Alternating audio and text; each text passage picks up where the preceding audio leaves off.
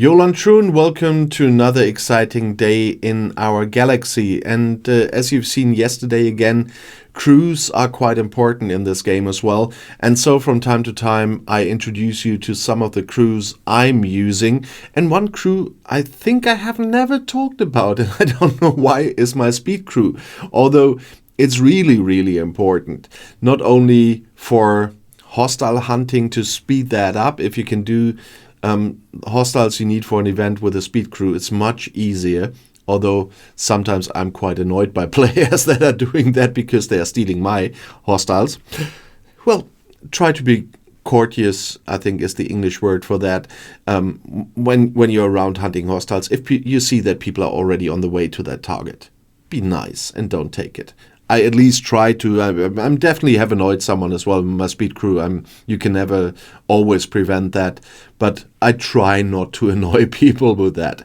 But it still is a very important one, and not only for hostile hunts and all the events, and the grind that we have there.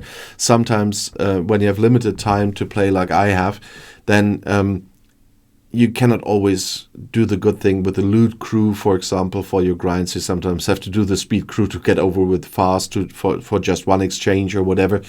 And in other places, it's really essential, like wave defenses. And that's why I want to give you a quick look into the speed crew I'm usually using, and that is on the bridge. The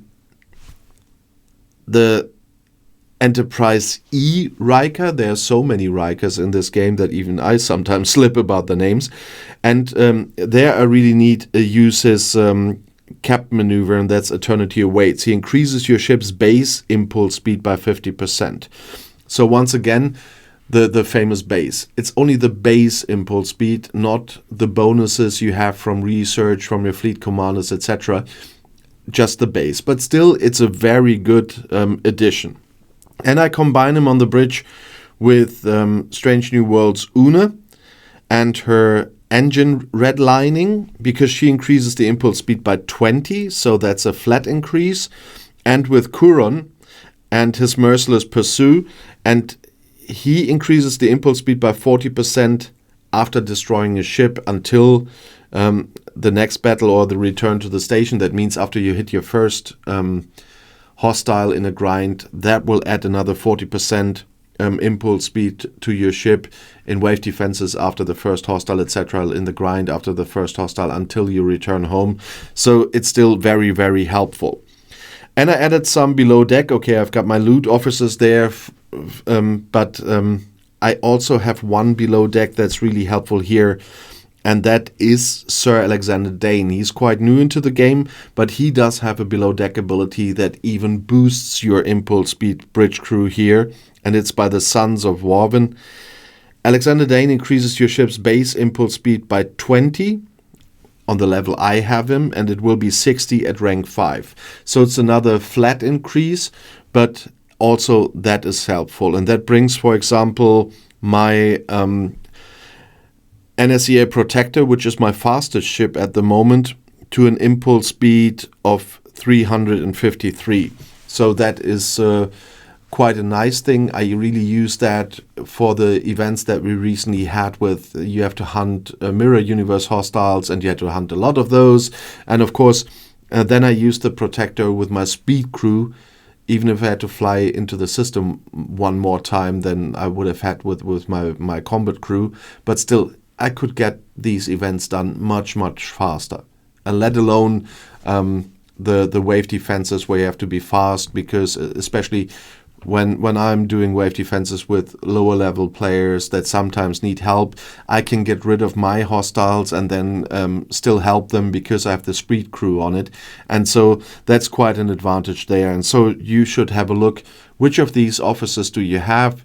If you, for example, have the Enterprise E crew but don't have Una, then just give Riker some synergy. From my personal experience, this crew in the combination without synergy is faster than the one with synergy, but that's always also depending on your levels of the officers you have, on the combinations that you have. So whatever I show you with crews is always what works for me. And it gives you a chance to test the same crew for you and see if it's doing better than what you did before. But there's not always the one wisdom.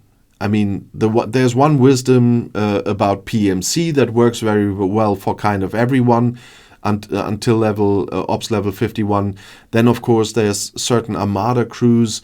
In other cases, there can be a big difference depending on the tiers of the officers, on your research and everything.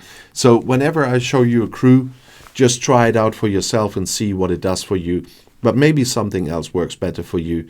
But I can just suggest that you try this as well. So this bridge crew with Dane below deck is doing really nice for me. And if you want to add something to this or have different experiences, then please write it in the comments below the video and on Discord. And if you want to see another video right now, the next one is right here in the end screen. I'll see you there. I'll be back.